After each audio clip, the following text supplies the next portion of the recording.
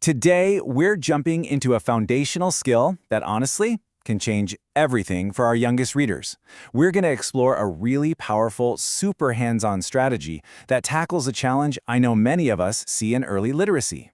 So have you ever seen writing like this? Yeah, if you're a K2 teacher, I'm guessing this looks very familiar. When students bunch all their words together, it's not just a simple spacing mistake. It's often a huge clue that they're not yet hearing the individual words in a spoken sentence.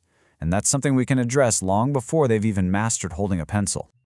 So, why does this happen? Well, the why behind it all comes down to hearing word boundaries. It sounds simple, but it's absolutely critical.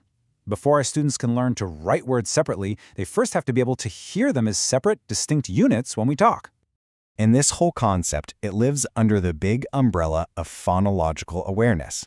Now notice the key phrase here is spoken language. We're not talking about letters or print at all yet. This is a crucial oral and auditory skill. It's all about training the ear to take a stream of sound and break it into those meaningful little chunks we call words. This brings us to a really clear and simple goal. We need to help students hear those word boundaries in spoken sentences before we try to connect that skill to print. When we do this, we're preparing their brain for, well, everything that comes next, from understanding how books work to actually decoding the words on the page. Okay, so how do we actually teach this? What's the secret sauce? Well, the strategy is so simple, it requires almost no prep. But believe me, the impact is huge. It's all about having students do one of three things: clap, tap, or move a counter. And the reason this works so well is that the whole routine is designed to be multi-sensory. It takes this kind of abstract idea, a spoken word, and makes it something tangible, something concrete that young learners can actually feel and interact with. This is the heart of it, right here. By having students do a physical action, a clap, a tap, moving a little counter, for every single word they hear, we help them physically feel the separation between words.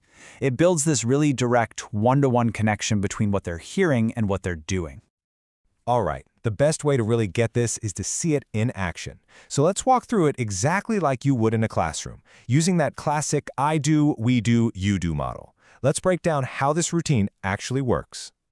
First step, the I do, where you, the teacher, model everything.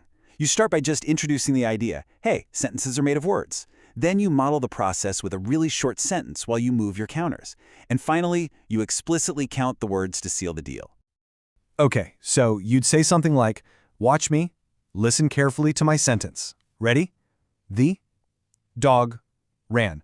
See how I moved one counter for each word? It's slow, it's deliberate. That's the key. Then you ask, how many words did I hear? 3. I heard 3 words, so I moved my counter 3 times. And a huge coaching tip here. Accuracy is always more important than speed. Starting short and slow is how you build that success. All right, now it's time for the we do phase. Let's try it together. I'll say a slightly longer sentence. You can clap your hands, tap your desk, or just count in your head. Ready? Here it is. My dog plays in the yard. Go on, give it a shot. How many words did you hear? 6. The correct answer is 6. Now, if you got a different number, that is perfectly okay. That's exactly what happens with our students, and this moment right here is where the real teaching happens. The goal is just to reinforce that one-to-one match, one word, one action. For any students who are struggling, you've got these fantastic little prompts in your back pocket. You can just say, let's slow it down, or even have them point to each counter as they say the word again. These small scaffolds, they can make a massive difference. So once your students are rocking this orally, the learning doesn't stop there. The next logical step is to build that super important bridge from what they can hear to what they can see in print. This is how we connect this amazing auditory skill to actual reading. A great extension for this is the sentence scramble. You just write a sentence, cut it up into word cards, and mix them up. As a class, you work together to rebuild it. This visually proves that the words they hear are the same ones on the cards, and, bonus, that their order is what creates meaning. It can be a real aha moment for so many kids. You can also make this practice really playful with something like silly phrase bags. This is always a classroom favorite. Students pull words from different bags to build hilarious phrases like under the pizza. It's so much fun, but they're also getting incredible practice with identifying words and using them in a full sentence. So we end with this question. This simple 5-minute oral language routine, it seems so small, right? But by training a child's ear to hear the distinct words in a sentence, we are literally laying the foundational wiring for spacing, for tracking print, and for decoding. It truly is a small key that unlocks a massive door to their future in reading.